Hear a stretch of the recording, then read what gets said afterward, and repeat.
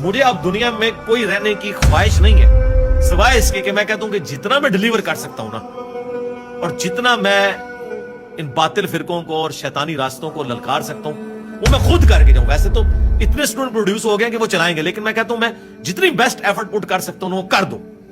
اس کے علاوہ کوئی اور خواہش نہیں ہے کہ رذیل عمر تک کوئی لٹایا جائے.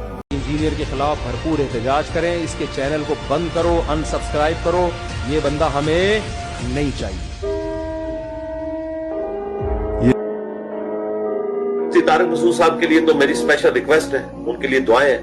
یقین کریں میں آج بھی صبح کے وقت بڑے لجاجت کے ساتھ اللہ کے حضور دعا کی روزانہ کر رہا ہوں کہ اللہ تعالیٰ ان کی مشکلیں آسان کرے.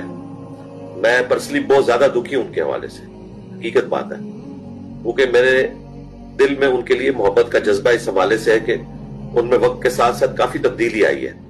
وہ اپنے فرقے کی وجہ سے ان چیزوں کا اظہار نہیں کرتے، ورنہ انہیں کافی ساری چیزیں سمجھ آ چکی ہوئی ہیں، اللہ کا شکر ہے. وہ اس قسم کے اب سٹانچ قسم کے دیوبندی نہیں رہے. لیکن جو مجھے کرائم نظر آ رہے ہیں وہ بہت خطرناک ہے. تو اس لیے ان کے لیے دعا کہوں، تمام اسٹوڈنٹ سے بھی کہوں گا کہ ان کے لیے دعا کریں کہ اللہ تعالیٰ ان کے لیے آسانی کا کوئی معاملہ کرے.